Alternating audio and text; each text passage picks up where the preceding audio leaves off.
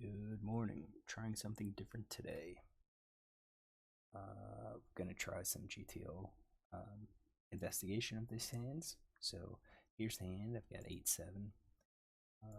What we are doing is there's a limp, and I'm gonna ISO raise 5 big blinds. My ISO raising range is here, which is the same. Basically, since it's one opponent, I assume that I'm first in for the most part. So this is just my raise first in range and button calls. Button's playing 24-14.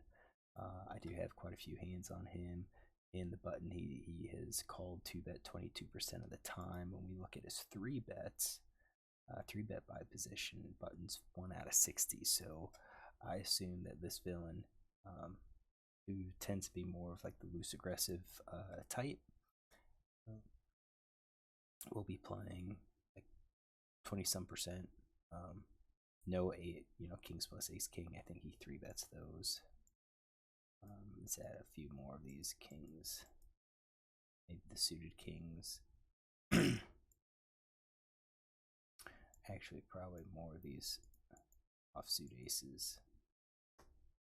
Let's do that. Alright, so this is their pre-flop range. They have position on me, which is never a good thing. Alright, so getting in my ranges here. 16.4%, definitely out of position. I'm going to be a little bit tighter than this player. Flop comes down 5-3-3, which is seemingly innocuous. Let's take a look at this. It's a rainbow flop. It's probably not going to hit any of our ranges very hard. I will have the equity edge because I have aces and kings in my range. Villain does not. And I have fewer like unpaired cards in my range. And I think that's the key, is I have fewer unpaired cards in my hand in my range. That means there's less cards that I'm going to have to get rid of. And the question is, what do we do here? For first act, do we c-bet, do we not?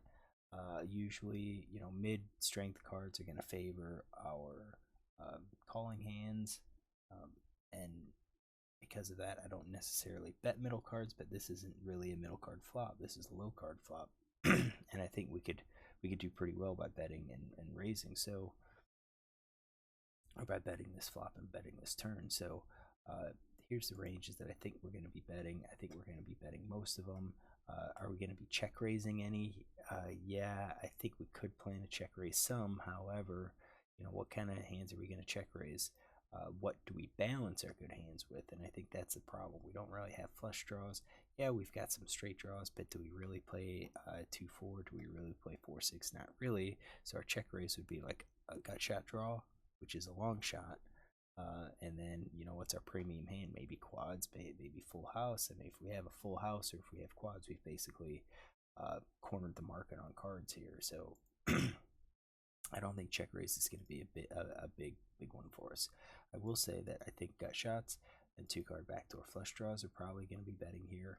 Going to be betting for value, and we're probably going to be betting quite a few overcards. But I think with the overcards, I'm going to say broadways, and maybe even these aces.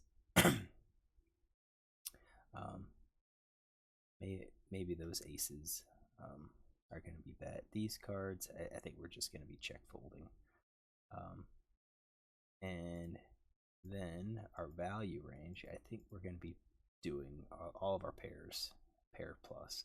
And that gives us not quite 2-to-1 in terms of bluff to value ratio. I checked, and I'm curious if my range in the check is appropriate. So let's take a look at GTO. Alright, so actuality in the hand. I said what I should have bet. This is range that I basically would have checked if I go with my calling range. And then villain, checks behind on this board. And what do I think he's betting? This villain, if we look at his flop stats, his float bet's 3 out of 8, 38%. I do think that this villain is aggressive enough that if I check to him, he's probably going to be betting all of his top pair plus hands. Any of those fives that he has in his hand. I do think maybe like twos and fours and ace high and no made hands probably just gonna check. I think his open enders and his gut shots might also try to bet. So I think we're kind of left with, we're gonna X those out. Basically just weak hands. Now what does GTO Solver do suggest? So I have my ranges, I built my tree, and GTO suggests that I c-bet here, basically c-bet with nearly 100% of my range. And you can see that, in the checking range, I mean, what do I have?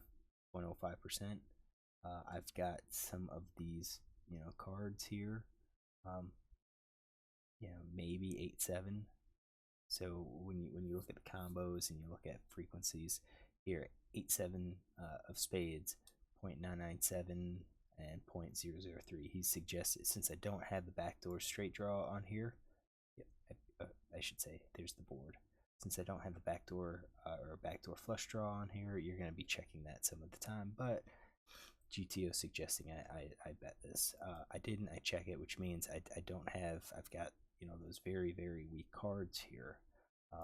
So if I bet it, which I think is what I should have done it. What does villain call with? I would assume villain calls. His raise c-bet isn't that high. So raise c-bet's 8%, 4 out of 50. On this hand, maybe he raises here. So you can see, if he raises, I think he raises maybe 2/3 pot. I'm not sure if he raises full pot, but if he plays according to GTO, then I think this is his breakdown. He's going to be folding those. He's going to be raising, ace 3, which I think is gut shot, pocket threes, so quads. He's raising here, full house. He's raising here, which to me is a little surprising, but I guess if I have an overcard, I'm not going to give him credit for threes or fives. So I think that's probably a pretty good play. Ace 3, he's betting. You could probably say ace 2, ace 3, ace 4, ace 5. He's probably betting. And then I think what's somewhat surprising is Queen Jack here.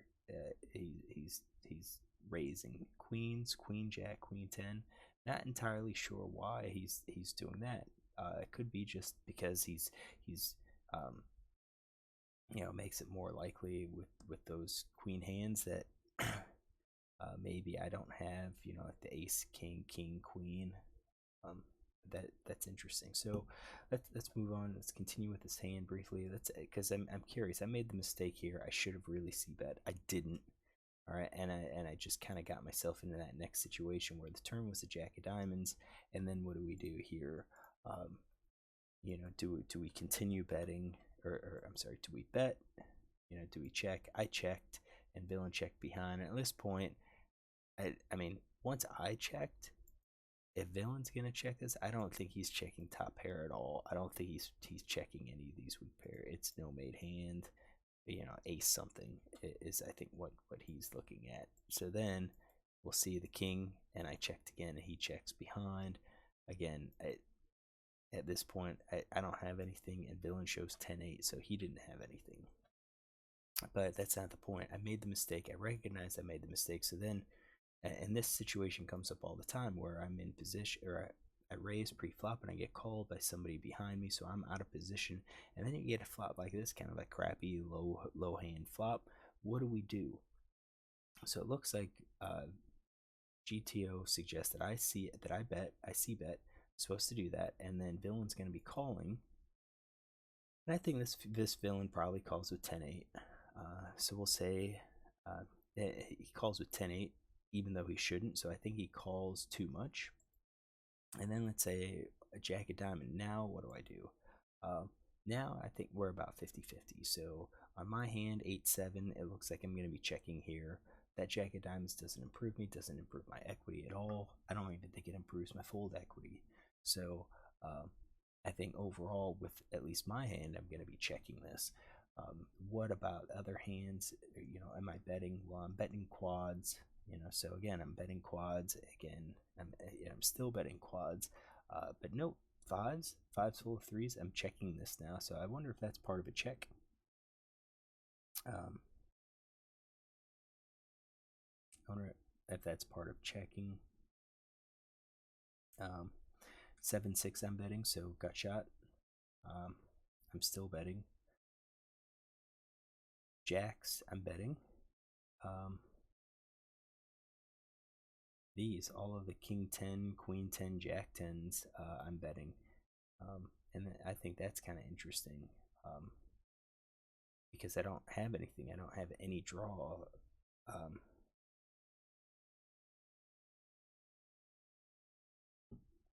Yeah, king queen. So I'm gonna guess that since I'm betting a lot of these other hands, I don't have enough bluffing hands or semi-bluff hands to balance my good cards. So I'm gonna guess these I'm betting in, and also what's the chance that the jack actually helps him?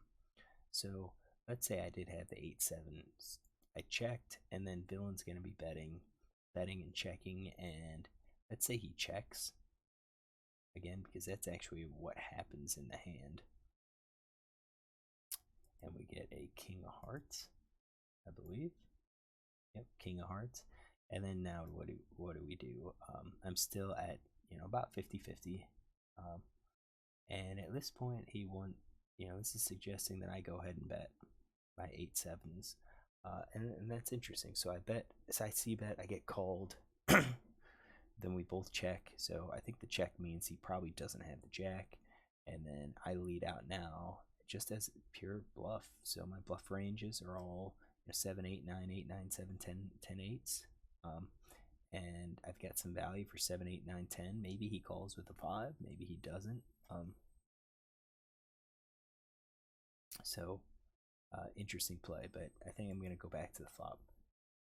I think this was interesting. We don't mess around. Just go ahead and c-bet, and I have c-betting 50%.